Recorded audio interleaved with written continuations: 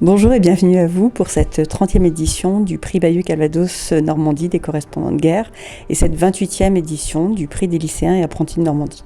Aujourd'hui, nous vous proposons un grand entretien avec Karen Lajon, grand reporter et fidèle du prix Bayeux. Je laisse la parole à Nora, Elsa, Maxime et Mathéo du lycée R6 de Caumont de Bayeux. Bonjour Karen Lajon, vous êtes une reporter et journaliste aguerrie depuis plus de 30 ans. Est-ce que vous pouvez nous expliquer comment vous est venue l'idée de ce métier et de cette profession à faire ?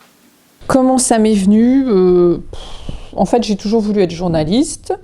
Je ne savais pas très bien comment faire à l'époque. Je ne pensais pas que j'allais être capable d'être journaliste. Donc j'ai commencé par faire des études d'anglais. Et puis je suis tombée dans la rue sur le cousin de mon petit copain de l'époque qui sortait du CFJ et qui me dit, et je lui dis mais t'as de la chance et tout, et il me dit mais Karen, les écoles ça sert strictement à rien, tu peux essayer comme ça et tout ça. Et en fait c'est comme ça que j'ai commencé.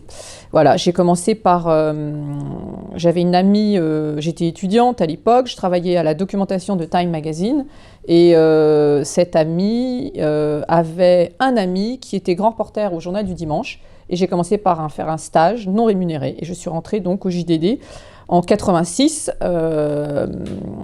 en faisant un stage non rémunéré pendant 2 mois et demi. Et je suis partie au bout de 2 mois et demi.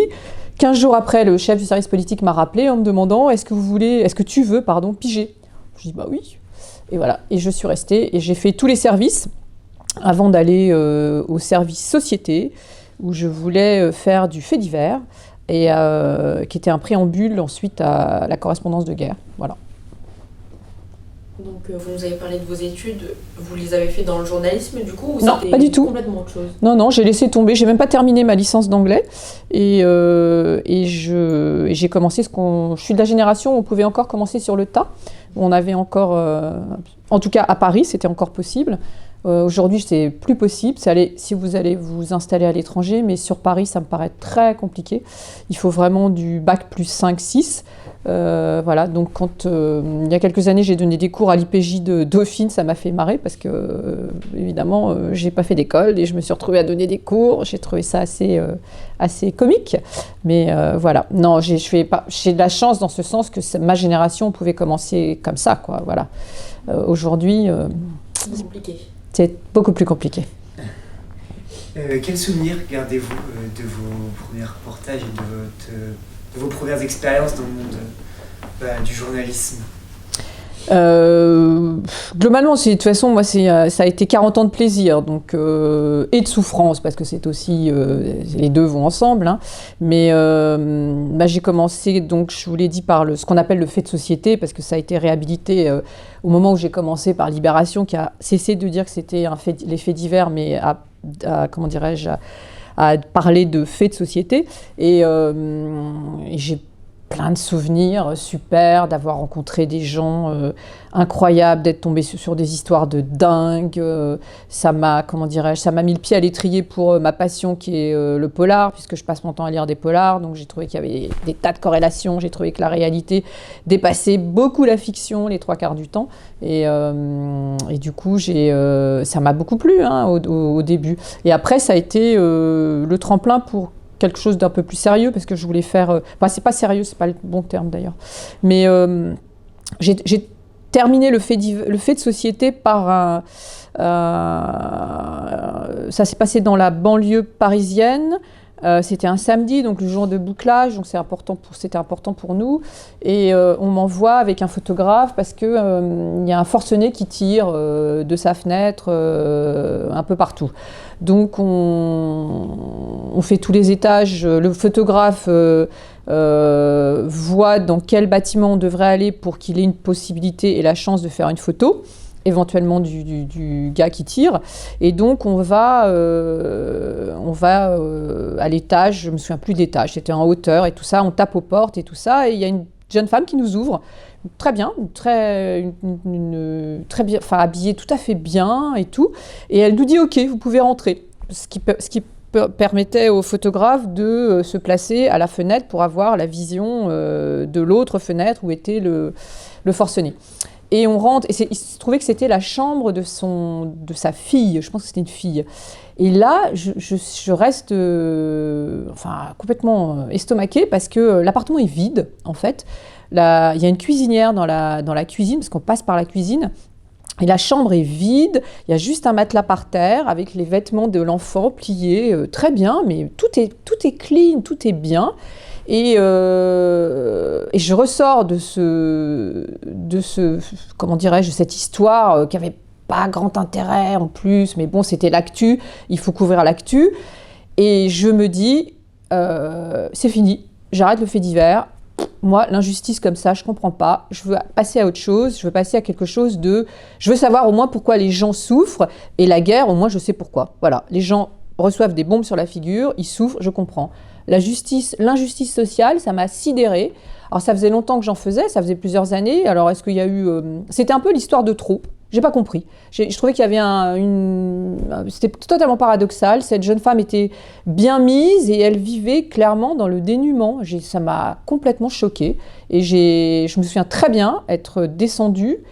Et après, la semaine suivante, je suis allée taper à la porte de mon head-chef et je lui ai dit je suis candidate aux zones de conflit. Voilà. Ça, je m'en souviendrai toute ma vie. Alors là, ça, c'était vraiment le trigger point, comme on dit en anglais. Le truc qui... Voilà. Quel est le reportage dont vous êtes le plus fier? Je sais pas, il y en a plusieurs. Ça dépend de quel point de vue on se place. Voilà. En termes de scoop, je suis rentrée d'à Kaboul, j'ai fait un scoop mondial. Bon, voilà, je suis rentrée clandestinement dans la ville en 2001. Voilà, ça c'est personnel, c'est narcissique. Voilà. En termes d'utilité, j'ai couvert une histoire, alors c'était pas du tout un scoop, je venais de passer plusieurs semaines à Sarajevo et moi mon journal avait cette spécificité surtout au début parce qu'il n'y avait pas de service étranger, c'était mélangé. Pendant 2-3 ans, bien que je sois grand reporter étranger, je faisais encore de la France. Donc je rentre de Sarajevo, je venais d'y passer, je sais pas, 4-5 semaines, je me souviens pas, et on me dit il y a des problèmes d'huîtres à Arcachon. Bon, ok, j'y vais, je suis payée je suis reporter, quoi. Et je croise dans le même quartier un grand photographe qui lui aussi était à Sarajevo, on se connaît bien et tout. Il me dit, tu fais quoi? Je dis, je vais à Arcachon pour une histoire d'huîtres et tout. Il rigole, évidemment. Je ne donnerai pas son nom. Et donc je pars à Arcachon, voilà, et je couvre cette problématique des huîtres à travers le portrait d'un monsieur qui était plutôt pas tout jeune, et son histoire m'émeut. Je la trouve très belle, je trouve ce monsieur très touchant. C'est un vieux monsieur qui a été célibataire toute sa vie, qui est resté très attaché à sa maman et tout ça, et son exploitation ferme. Et à l'époque au JDD, on faisait des belles histoires, c'était assez long, donc c'était la story de la semaine. Voilà, je rentre, j'ai fait mon travail et tout ça. Et je me souviens plus du timing, mais plusieurs semaines après, je reçois une lettre de ce monsieur qui me remercie d'avoir raconté sa vie, entre guillemets, et suite à ce petit reportage qui avait fait rigoler mon confrère photographe ayant couvert Sarajevo, et moi-même j'avais un peu toussé en me disant quand même j'ai fait Sarajevo, je vais faire une petite histoire sur les huîtres quand même, et en fait la municipalité avait été touché par son histoire et il avait trouvé du travail. Donc, ces deux histoires emblématiques, parce que, vous avez, d'abord, on dit toujours dans notre métier qu'il n'y a pas de petites histoires, c'était vraiment la preuve, il n'y a pas de petits reportages, il y a du reportage, point barre. Et là, vous avez la fonction, j'ai envie de dire, l'essence même du journaliste qui est, j'ai été utile. Ce monsieur, grâce à mon papier, a retrouvé du travail. Le deuxième, c'est autre chose, on est dans la concurrence, on est dans t'es la meilleure, c'est autre chose, c'est du courage physique, il y a plein de choses, voilà. Et j'ai pas gagné, cette année-là j'ai concouru à Bayeux et j'ai pas gagné le prix, j'étais deuxième parce qu'il y a un autre jeune homme qui avait fait un papier sur l'Irak qui était 10 fois meilleur que le mien. Donc un scoop ne suffit pas à faire un bon papier, voilà, la preuve. Ok, du coup un peu dans le même thème, je voulais savoir quel est pour vous le reportage le plus marquant, le plus violent, notamment dans les zones en conflit. c'est pas une histoire. Oui, alors les conflits, c'est violent parce que les bombes, ça fait du bruit déjà, donc vous le ressentez physiquement. Mais en termes de violence, et puis bon, il y a des morts. Oui, évidemment, c'est violent, mais il n'y a pas que ça. Le génocide rwandais, moi, j'avais jamais vu autant de morts de ma vie. On a marché sur les cadavres. Bon, c'est quand même assez violent aussi. C'est un drôle de truc. Les enfants soldats, c'est pareil. En Sierra Leone, j'avais fait un des premiers reportages là-dessus, sur cette thématique. Et le garçonnet de 12 ans qui me parle me raconte des choses mais tellement invraisemblables que je me suis dit, mais qu'est-ce qu'il nous raconte ? Tout ça, c'est avéré vrai par le passé, mais comme c'était les premiers témoignages qu'on avait, et on ne pouvait pas aller, on ne pouvait pas les vérifier, ça a été d'une violence terrible. Et en plus, c'est un garçon que j'ai laissé derrière moi. Il y a eu beaucoup de culpabilité par rapport à ça. Donc la violence, elle peut être... c'est l'histoire du fait divers du début de cette conversation. Je l'ai vécu de manière extrêmement violente. Il n'y avait pas de sang. Hein. Cette dame, elle a été très gentille, mais j'ai trouvé que la violence sociale était, à ce moment de ma vie, en tout cas, insupportable. La guerre, évidemment, c'est puissance 1000, enfin, je pourrais dire que des clichés, donc je vais m'arrêter là. Voilà. D'accord. Et donc on voit que vous avez fait de nombreux reportages sur les femmes, pour notamment défendre leurs droits qui sont bafoués comme les femmes saoudiennes. Est-ce que c'est un choix ? Est-ce qu'il y a une part de féminisme ? C'est les deux. D'abord, on est dans une... alors même si on a beaucoup de chance de vivre ici, hein, ça je le sais pour avoir voyagé partout, mais c'est d'abord... j'ai eu des chefs qui étaient des hommes, donc bien que j'ai couvert tous les conflits de la planète sauf la Tchétchénie, t'es une femme, ah bah tiens, tu vas écrire une chronique femme, voilà. Donc déjà ça, c'est quand même très réducteur, donc c'est à la fois...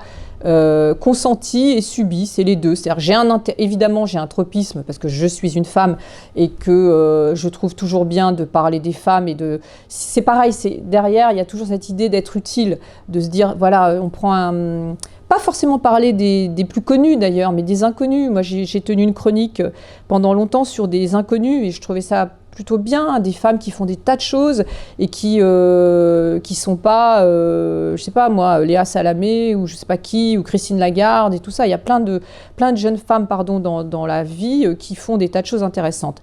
Et après, vous avez le regard masculin qui vous contraint aussi là-dessus. Enfin, pour le coup, c'est ce que j'ai dit à mon rédacteur en chef quand il m'a demandé de faire cette chronique femme. Je lui dis, bah écoute, oui, mais pour quelqu'un qui a fait tous les conflits de la planète, je trouve ça assez réducteur de me demander ça. Pourquoi ne pas me demander, je sais pas moi, une rubrique diplo ou je sais pas. Donc tu vois, c'est les deux, c'est à la fois subi et consenti. Même à mon grand âge et même avec mon expérience, moi j'ai quand même eu un rédacteur en chef extrêmement misogyne hein, en 2023. Donc, Et justement, pour continuer un petit peu, est-ce que vous qui êtes une femme journaliste, est-ce que aujourd'hui dans une société et dans votre profession majoritairement masculine, ça vous a quand même ouvert des portes ? Est-ce que ça vous en a fermé certaines ? Et est-ce que vous avez un certain ressenti, car vous êtes une femme dans cette profession qui est donc majoritairement masculine, est-ce que donc vous avez une image précise à donner ? Alors je corrige quelque chose, je crois qu'il y a plus de femmes journalistes aujourd'hui que d'hommes. Voilà. Là où on n'est pas, c'est au niveau décisionnaire. Il y a un plafond de verre, là, qu'on n'arrive pas... Mais par exemple, si tu vois les reporters femmes en télé, elles sont majoritaires. Il y a quasiment plus d'hommes. Donc ça, déjà, on a gagné ça, voilà. On a gagné une bataille. On peut dire ça comme ça, voilà. Après, en termes moi j'ai attendu, j'ai travaillé pendant 38 ans au Journal du Dimanche. J'ai attendu 35 ans avant de voir une femme nommée comme chef du service société. Voilà. À l'international, no way. Ça a été que des hommes. Donc ça reste quand même ça reste quand même ça reste une bataille quand même. Après, est-ce que ça m'a ouvert des portes sur le terrain? Oui. Alors, j'aime pas trop aussi journaliste. Moi, je suis journaliste. Voilà, je suis ni femme ni homme, je suis journaliste. Voilà.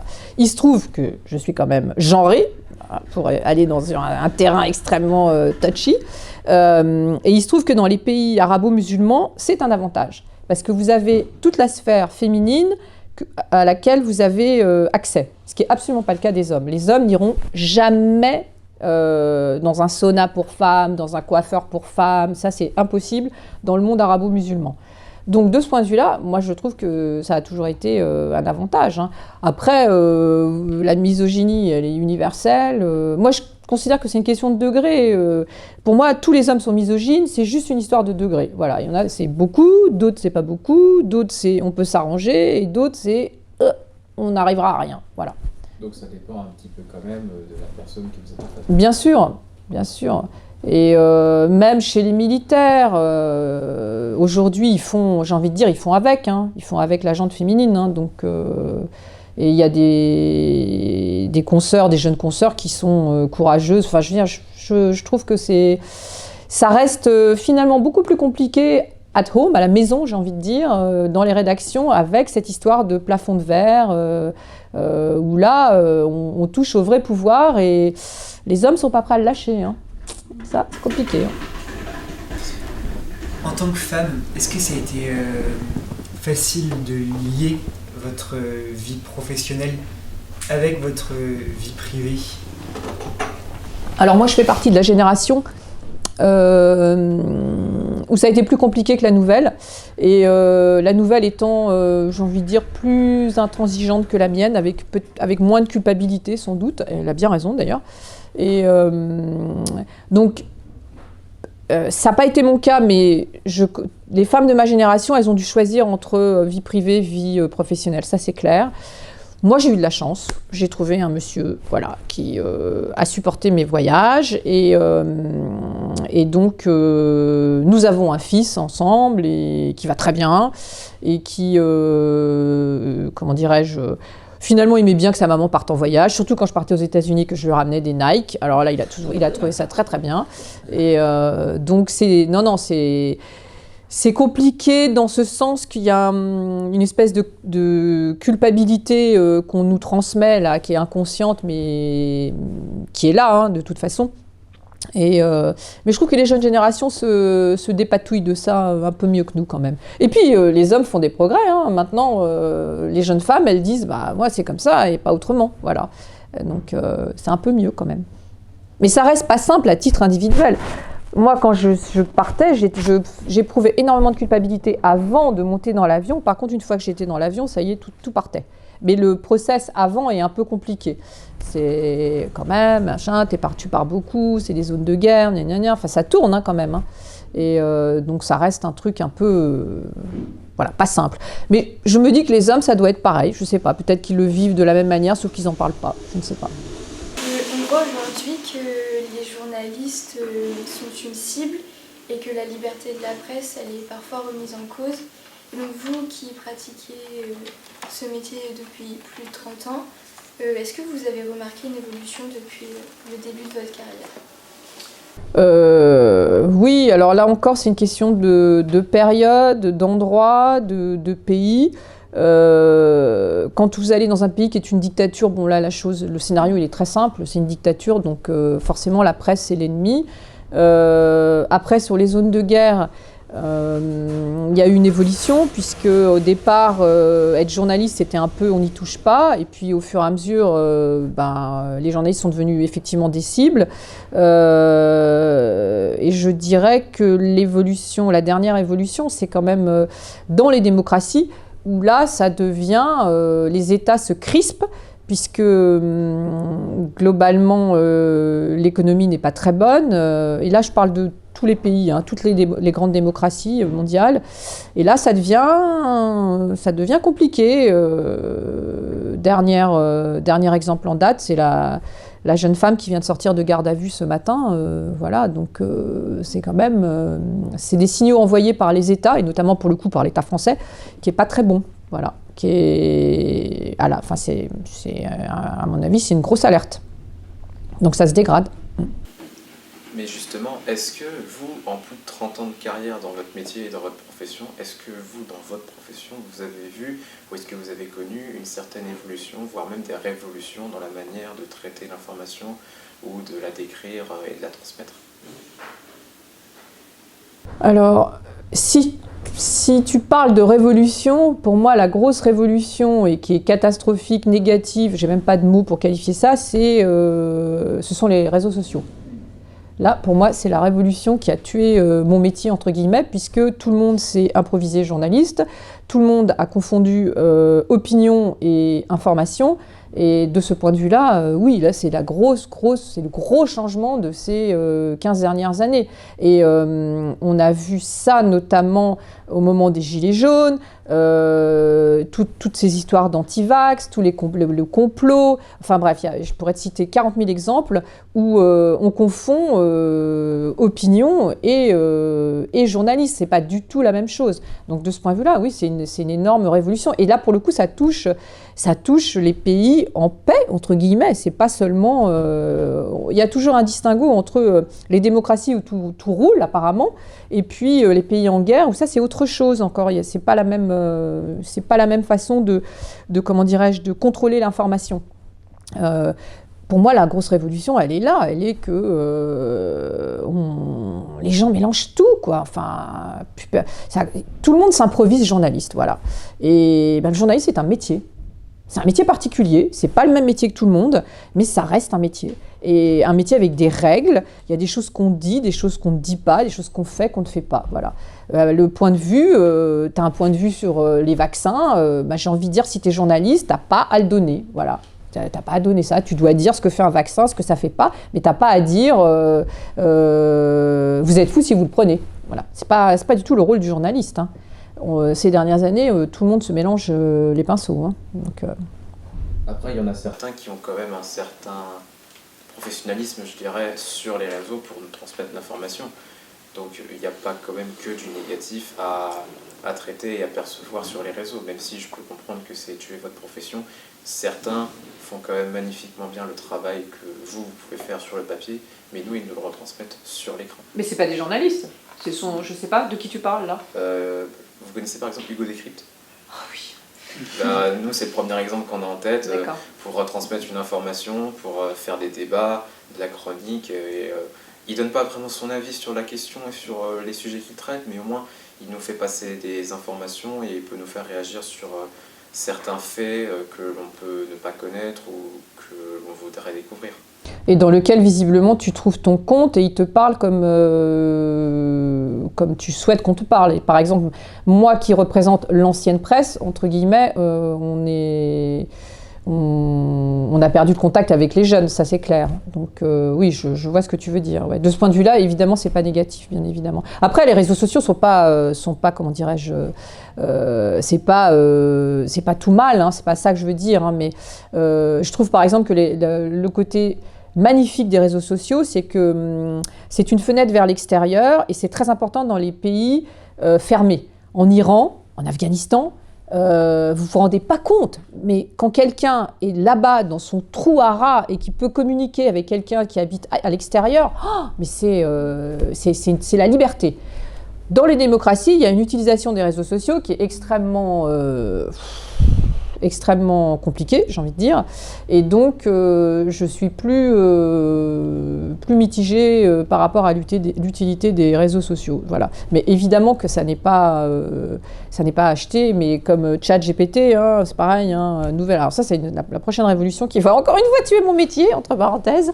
Mais c'est pareil, il y a du bon et comme toutes les révolutions industrielles entre guillemets, il va y avoir de la casse et puis finalement il sortira quelque chose de positif, j'espère en tout cas. On s'écarte un peu des réseaux. Oui. Vous faites partie du jury de présélection pour la presse dans le cadre du prix Bayeux, qui celui-ci fête sa 30e édition. Que représente-t-il pour vous? Beaucoup. D'abord parce que j'ai concouru plusieurs fois, parce que c'est un des rares prix D'ailleurs, je pense que c'est le seul prix international qui couvre cette spécificité du métier de journaliste qui est les correspondants de guerre. À ma connaissance, c'est le seul d'ailleurs. Parce que ça vient d'une ville de province où l'histoire est très importante, parce que les Bayeuxins sont hyper impliqués. Chaque année, et ça fait vraiment longtemps que je viens, chaque année, je suis effarée par le fait que le chapiteau est plein à craquer de gens normaux, entre guillemets, qui sont, comment dirais-je, très au fait de l'actualité. Alors là, ils me font mentir, parce que moi je dis toujours, oui, les gens ne comprennent rien, ils disent pas, machin, gna gna. C'est pas vrai, parce que là, c'est à chaque fois un auditoire plutôt calé. Et donc à chaque fois, je suis franchement effarée, mais dans le bon sens du terme, quoi. Donc ce prix a beaucoup de... Moi, j'ai beaucoup d'affection pour ce prix. Ça me permet aussi de rencontrer les confrères que je rencontre sur le terrain, bien évidemment. Et puis, toute l'équipe a su... je sais pas, il y a une espèce de mayonnaise qui a pris entre les gens d'ici, les organisateurs du prix qui ont bien senti, c'est quelque chose de particulier, hein. On est un peu infernal. Bon, attends, je vais pas parler des grandes fêtes des correspondants de guerre, mais on est un peu ingérable quand même. Mais tout ça est fait d'une manière qui est plutôt bien comprise par tout le monde.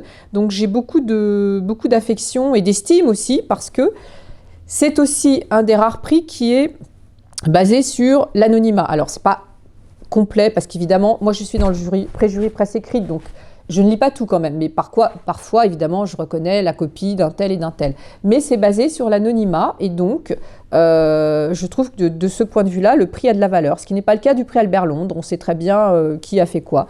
Donc je trouve qu'en plus, le gagnant, c'est un vrai gagnant, voilà. Je dis ça parce que j'ai perdu 3 fois, donc...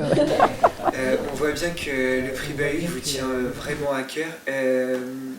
J'aimerais savoir quelle a été l'édition du prix Bayeux la plus marquante pour vous? Franchement, il y en a eu vraiment beaucoup. J'aime bien celle où Christiane Amanpour a fait le déplacement, parce que, à titre personnel, parce qu'on s'est connus à Sarajevo, donc c'était un peu le revival de l'époque de Sarajevo. Mais il n'y a pas que ça, il y a eu aussi, c'était pas l'année dernière, mais celle d'avant, l'exposition de... c'était l'année dernière, je ne sais plus, des Ukrainiens de Mariupol, où j'ai trouvé que c'était... j'avais fait 3 rotations en Ukraine, donc ça me parlait, donc j'étais vraiment... j'ai trouvé que l'expo était... On y était, voilà, donc ça m'a vraiment marqué. Après, je pourrais dire aussi qu'il y a eu des présidents qui étaient nuls, voilà, aussi, qui n'étaient pas bien, je m'en souviens, mais je ne vais pas dire qui. Et donc, il y a eu... Ça dépend des intervenants, et puis à chaque fois, je reviens sur le public bayeuxin, je suis à chaque fois emballée, mais vraiment, plus à la limite que par mes confrères et mes consoeurs que je connais, donc je connais tout, voilà, je les vois arriver quand ils parlent. Le public, avec ses questions pertinentes, ça me réconforte avec l'idée que j'ai pas fait ce métier inutilement. Voilà. Et justement, il y a une catégorie dans le prix Bayeux où les lycéens, voire même des collégiens, peuvent participer et assister à l'événement. Est-ce que pour vous c'est très important, et d'ailleurs le prix Bayeux organise des catégories rien que pour eux, est-ce que c'est important de s'adresser aux jeunes sur cette actualité et sur ces sujets qui peuvent parfois être méconnus de leur jeune âge, et ils peuvent ne pas s'y intéresser par exemple beaucoup d'alternatives pour voir, et justement, est-ce que pour vous ça représente une bonne source de parole et d'inspiration? C'est d'autant plus important que, comme je l'ai dit précédemment, je pense qu'on est déconnecté de vous, la jeunesse. Je pense qu'on ne vous comprend pas, vous ne nous comprenez pas, il y a quelque chose qui ne passe pas. Peut-être parce qu'on ne se parle pas, je ne sais pas. Et donc c'est d'autant plus intéressant, et ça l'est encore plus parce que souvent vous avez des choix qui sont différents de la profession, des professionnels de la profession. Donc, et parfois c'est troublant. Parce que c'est en opposition avec ce qu'on nous reproche. On nous dit souvent oui, c'est sensationnaliste, oui, c'est gore et tout ça. Et je me rappelle notamment de l'édition où c'est un photographe turc qui avait été primé qui avait eu le prix des lycéens. Et c'était une décapitation par Daesh à l'époque.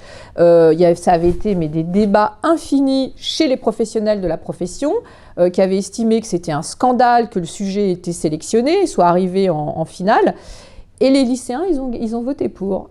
Donc j'ai trouvé que c'était intéressant parce que... Il y a deux mondes qui s'opposent du coup. Oui, et puis il y a quand même la vision des plus jeunes. Ouais, mais il y a aussi une parole paradoxale de la part du public et des lycéens. C'est-à-dire, oui, vous faites que du gore et du sensationnel, mais alors là, pour le coup, les lycéens, ils ont voté pour le sensationnel. Hein. Donc, parfois, il faut réfléchir. Voilà.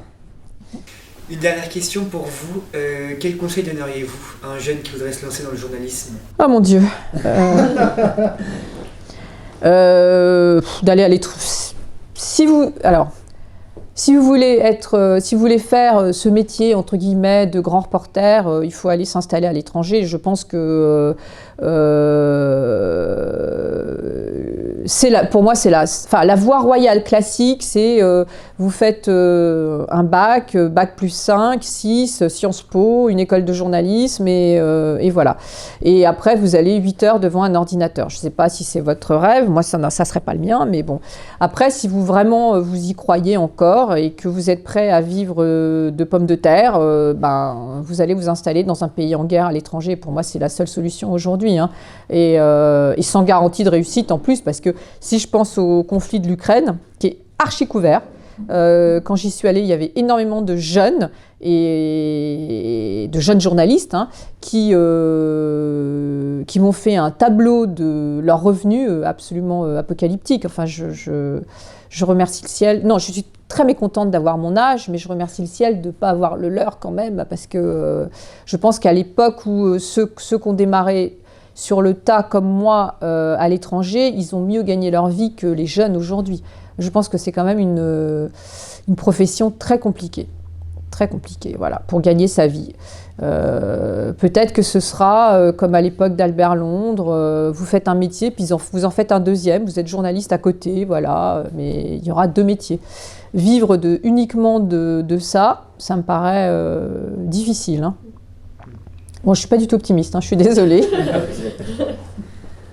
En termes d'ailleurs de choses extrêmement violentes, je pourrais te parler des États-Unis aussi, où tu n'as pas besoin de... Il y a une guerre là-bas, mais c'est une guerre économique entre les riches et les pauvres. Il y a des trucs quand même ultra violents, vraiment. Et je ne parle pas même des armes, mais il y a une... moi, j'ai beaucoup couvert l'Amérique, et je ne couvre que ce que j'appelle les vrais Américains. Je ne couvre pas les riches. Au secours. Alors là, c'est d'une violence extrême. Et comme toujours aux États-Unis, c'est jamais, comment dirais-je, mou. C'est tout de suite, paf. Donc la violence, la pauvreté est violente. La richesse est violente, mais la pauvreté est violente aussi. Et là, moi, faut pas me parler du rêve américain. Ah non. Vous avez des exemples en particulier ? Comment ? Est-ce que vous avez des exemples en particulier par rapport à cette violence ? J'imagine que vous avez entendu parler de la crise des opioïdes, le fentanyl et tout ça. Ça, j'ai beaucoup bossé là-dessus. Et le dernier reportage que j'ai fait, c'était au mois de mai. Ouais, c'était ça. Je suis allée à Philadelphie et je faisais un sujet sur la criminalité. Parce qu'ils ont un procureur qui est démocrate, qui est un peu particulier et qui a une vision évidemment aux antipodes des républicains, donc il est très critiqué. Mais lui, il pense qu'il faut soigner les gens, il a raison d'ailleurs. Et l'année d'avant, parce que j'y allais quasiment tous les ans, j'étais allée pour les élections, je couvrais les élections et je vais à un meeting. Et d'un dingue d'ailleurs, c'était un évangéliste et qui n'a pas gagné du tout, mais quand même, et grand soutien de Donald Trump. Et puis je vais récupérer ma voiture à 500 mètres de là, mais j'étais dans le centre de Philadelphie, et je me retrouve dans une rue où il y a des junkies partout, mais violents, mais vraiment en train de se piquer comme ça. Et là je me dis mais c'est quoi ce truc ? Et donc je cours récupérer ma voiture et je fais quelques photos au passage en me disant il faut que je fasse des photos, personne ne va me croire. Et ça reste dans un coin de ma tête. Et quand je suis retournée là, donc au mois de mai, faire un sujet, je ne voulais pas faire un sujet que là-dessus, mais je me suis dit on ne peut pas faire un sujet sur la criminalité sans parler de cet endroit sur lequel je suis tombée totalement par hasard. Et après, j'ai fait des recherches. Et en fait, cet endroit, ça se trouve sur une avenue qui s'appelle Kensington Avenue. Et c'est une espèce de quartier qui se trouve à 500 mètres vol d'oiseau du centre de Philadelphie où il y a tous les touristes, c'est le quartier d'affaires, c'est toute l'opulence américaine avec toute la force que peut avoir cette Amérique-là. Et je dirais à 2 km en voiture, hein. Et là, vous avez un furoncle. On ne peut pas dire ça autrement. C'est un furoncle. C'est un mouroir à ciel ouvert de junkies. Donc, ils sont tous là. Ils sont en train de crever sur place. Vous avez les flics qui sont aux extrémités de chaque... ça fait comme une tentacule. C'est des tentacules, en fait, qui sont soit en voiture, soit à pied, soit à vélo, qui regardent les mecs. Ils se déplacent uniquement quand les gars font des overdoses, parce que ça, les overdoses, ils n'aiment pas. Et les dealers non plus. C'est les seuls moments où les dealers interviennent et vont sauver d'ailleurs les junkies parce que c'est mauvais pour le business. Et ça, j'ai trouvé que c'était d'une violence. Mais on est quand même dans la première puissance mondiale au monde et elle laisse des gens comme ça. Enfin, il y a quelque chose que je ne comprends pas, quoi. C'est une énorme ségrégation, vous avez pu voir. Il y a des blancs et des noirs, hein. Il y a de tout, hein. Attention, oui, le fentanyl. C'est pas une ségrégation entre plutôt les riches et du coup les pauvres. Oui. Cette ville de Philadelphie. Parce que... Mais toutes les villes américaines sont un peu comme ça. Oui. Et le truc du fentanyl, c'est que c'est devenu... ça a traversé toutes les couches de la société. Et au départ, c'était chez les petits blancs. Attention. Ah oui. Au départ, ça commence par les petits blancs. Il ne faut pas oublier que le fentanyl, c'est une crise qui a été provoquée par la famille Sackler. C'est une famille richissime de Boston, industrielle de la pharmacie. Ils ont mis au point donc un antalgique à base d'opioïdes, hein, d'opium. Et les gens, en fait, ils ont fait carrément des études. Ils sont passés enfin au tribunal, ces gens-là. Hein. Mais ils ont fait des études pour voir dans quel État américain leurs médicaments, parce qu'au départ c'est un médicament, allait marcher le plus. Et évidemment, c'est là où on se blesse, tout bêtement. Et là où on se blesse le plus, c'est chez les travailleurs, et c'est dans les Appalaches. Donc c'est la Virginie occidentale, toute la partie des Appalaches, Kentucky, Caroline du Nord et tout ça. Et là, ils ont targeté donc, cette population-là, qui était population middle class blanche, de travailleurs qui travaillaient dans les usines de charbon, donc qui se cassent le bras, la jambe et tout ça, qui vont chez le médecin, on leur donne ces opioïdes. Tout de suite, ils sont accros. À un moment donné, comme le système de santé américain est très mauvais, le système de santé américain les lâche. Mais comme ces gens-là sont accros, ils se tournent vers le marché parallèle, ils tombent dans l'héroïne et après dans le fentanyl, parce que le fentanyl est 10 fois plus puissant que l'héroïne et encore moins cher. Et c'est à partir de ce moment, et en fait, tout ça est resté un peu en dessous le radar, jusqu'au moment où, c'était en Caroline du Nord, la fille d'un avocat, c'était la pom-pom girl parfaite, blonde, jolie, yeux bleus comme on imagine, la première de sa classe, elle est l'équivalent du collège, c'est la première année à l'université chez nous, et elle s'était cassé le bras, elle avait été soignée aux opioïdes, elle était tombée dans la dope et elle a fait une overdose. Et donc le papa, qui est lui cultivé et qui comprend qu'il y a quelque chose qui ne va pas, ameute la terre entière, ameute les médias, et ça vient aux oreilles de Barack Obama. Et pour la première fois, le sujet est mis sur la table par Barack Obama. Et pourquoi ? Parce que la fille est blanche. Voilà. Et alors, paradoxalement, la communauté noire, au début, alors que ce n'était pas le cas dans les années 70 avec l'héros, la communauté noire a été dévastée par l'héroïne, la communauté noire qui est naturellement et historiquement réfractaire à tout ce qui est médecine venant des Blancs, parce qu'ils ont été stérilisés dans les années 60 sans le savoir et tout ça, n'ont pas été soignés par ces médicaments-là. Ils étaient méfiants. Ça les a sauvés au début. Maintenant, c'est plus le cas. Maintenant, c'est la catastrophe. De toute façon, même les Hispaniques sont touchés. De toute façon, tout le monde est touché. Donc, ça a fait plus de morts que la guerre du Vietnam. Donc, faut faire attention parce qu'au départ, c'est vraiment les petits blancs qui sont touchés. Et c'est cette fille d'avocate qui est donc upper class, riche. À partir de ce moment-là, on se dit, mais il y a un problème, c'est quoi cette drogue? C'est quoi ce truc? Qu'est-ce qui se passe? Qu'est-ce qui tue nos enfants, en fait? Et c'est un produit qui est devenu transclasse sociale et qui est en train de faire des ravages, mais c'est même à un point qui est inimaginable. Quand j'étais à Kensington, donc il y a 6 mois, d'un seul coup, je parlais à des junkies et d'un seul coup, on aurait dit une nuée de moineaux, ils s'en vont. Donc je travaillais avec un gars qui était sympa, qui m'a une sorte de fixeur, c'était pas vraiment un fixeur, c'est un mec qui se documente sur la question. Je lui dis mais il se passe quoi là? Il me dit c'est un gars qui donne des échantillons. Je lui dis mais des échantillons de quoi? En fait, ce qui se passe aujourd'hui, c'est que les gars font leur petite tambouille dans leur gourbi, et puisque tout ça c'est chimique, et ils donnent des échantillons gratuits aux junkies,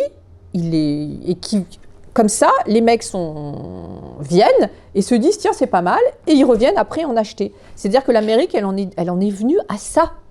Donc moi je trouve que c'est une violence extrême. Comment ce pays riche, avec une élite intellectuelle, comment c'est possible? Comment c'est possible?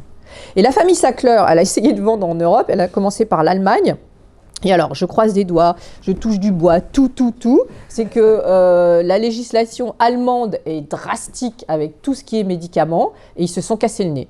Donc espérons que ça reste comme ça, parce que vraiment, franchement, pour moi l'Amérique aujourd'hui, elle est divisée en deux. Vous avez d'un côté les gens qui sont en surcharge pondérale, et de l'autre côté vous avez une armada de zombies complètement défoncés. Voilà, c'est ça pour moi le rêve américain. Qu'est-ce que vous vous dites quand vous rentrez en France? Est-ce que vous vous dites je suis bien ici, chez moi, ou Je pense que oui. Ah, c'est une question à 8 millions de dollars, ça. Non, mais après avoir vu tout ça, est-ce que tout le monde idéalise les États-Unis, les grands buildings, New York, la côte ouest, mais est-ce que vous êtes contente de revenir en France? Alors moi, il y a plusieurs niveaux de réponse. À titre personnel, je suis toujours contente de quitter Paris, de revenir. Je suis parisienne, hein, et de revenir à Paris. Je le dis parce que je suis vraiment, une espèce de caricature de parisienne, mais je suis née à Paris, hein, donc. Et moi, je pense qu'on vit dans un très beau pays, qu'on a beaucoup de chance. Et c'est pas seulement par rapport aux États-Unis, c'est par rapport à tous les pays où je vais. Enfin, j'étais en Inde il y a pas très longtemps, et c'était au mois de janvier, et on me dit il se passe quoi chez vous là avec les retraites, parce que nous on veut du travail, hein. Vous expliquez quoi à des gens, voilà. Alors moi je fais partie de la génération qui a adoré son travail, j'aurais bien voulu travailler jusqu'à 70 ans, je sais qu'il y a des métiers qui sont très compliqués et que on va pas travailler, quand on est éboueur on peut pas travailler jusqu'à 70 ans, mais il faut bien comprendre qu'on vit dans une société quand même qui fonctionne, on a un État qui fonctionne, ça fonctionne, voilà. Donc je pense qu'on est un peu enfant gâté, quoi. Voilà. Voyager, j'ai envie de vous dire, voyager, aller voir comment ça se passe ailleurs, aller voir la condition des gens, parler aux vrais gens. Ne vous laissez pas éblouir par la ville de New York, qui est absolument géniale. J'adore New York, c'est super. Mais allez toujours dans l'envers du décor, j'ai envie de dire. Il faut toujours aller de l'autre côté du rideau, parce que vous allez voir, parlez aux gens. Les gens, d'abord, quand on leur parle, les gens, ils adorent raconter leur vie, ils sont très contents, on s'intéresse à eux. C'est aussi pour ça que j'ai adoré ce métier, c'est qu'en fait, les gens, ils ont envie de raconter, voilà. Et vous verrez que souvent, leur vie, elle est pas très enviable, et que nous, on est pas mal quand même, hein. Voilà, on est pas mal. Voilà. Alors, vous allez dire que c'est des propos de vieux schnock, mais bon, c'est comme ça.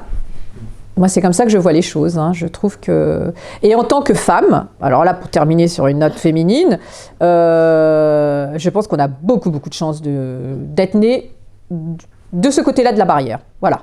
Je trouve que bon, les sociétés occidentales, c'est pas trop mal encore. Il y a des progrès à faire. On est encore dans des schémas un peu patriarcaux, mais on a quand même à l'intérieur des démocraties occidentales, hein, en Scandinavie c'est mieux qu'ici, c'est sûr, mais on a quand même une espèce de libre arbitre qui n'existe pas forcément dans d'autres cultures. Voilà.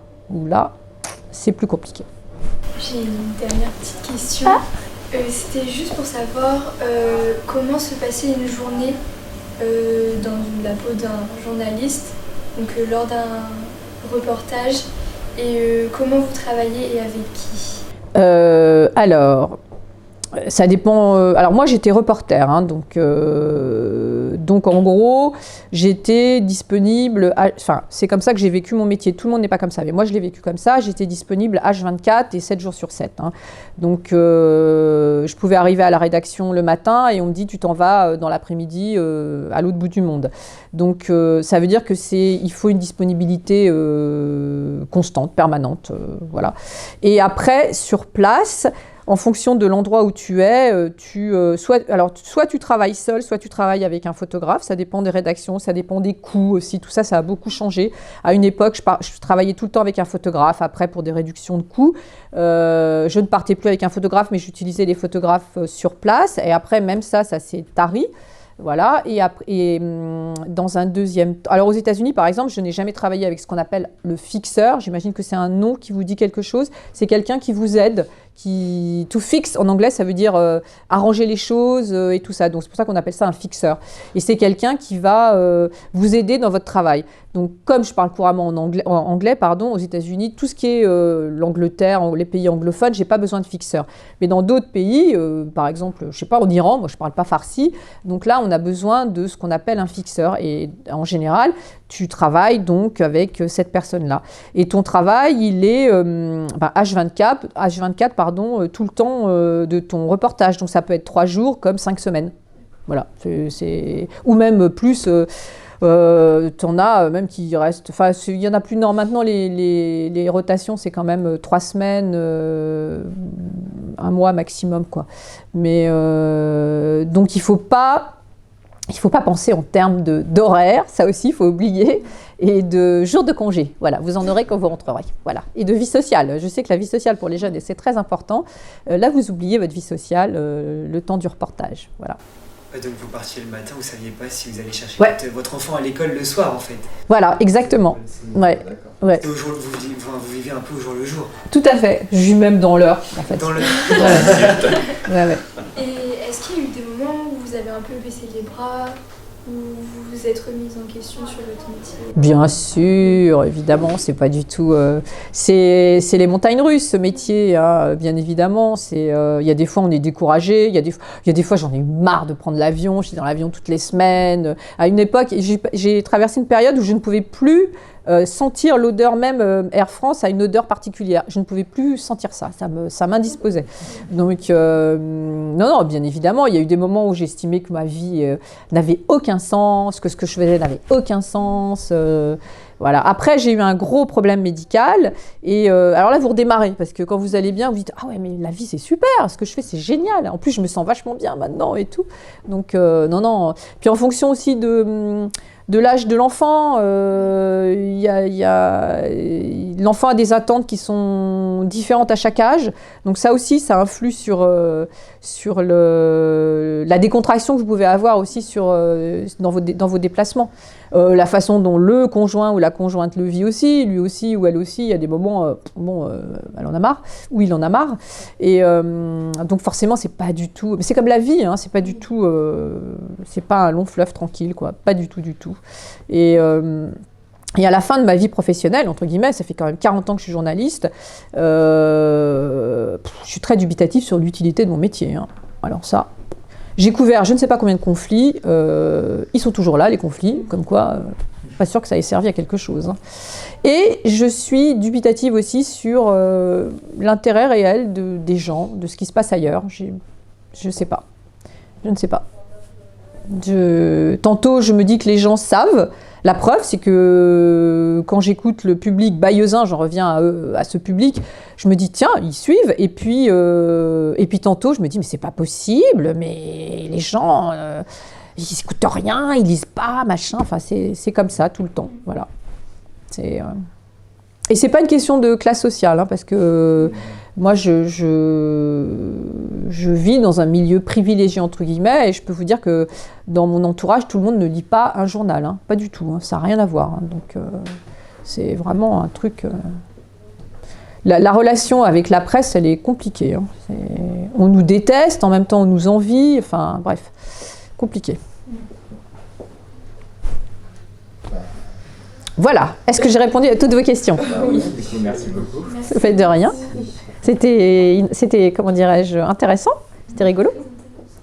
Bon, il faudra nous dire un jour comment vous fonctionnez, comment vous pensez. Hein. Éclairez-nous quand même. Vous nous laissez dans le noir, là. Hein. C'est fait exprès, hein, j'imagine. Hein. Vous voulez pas. Hein. Vous êtes comme mon fils, vous voulez pas qu'on aille triturer dans vos esprits. Hein.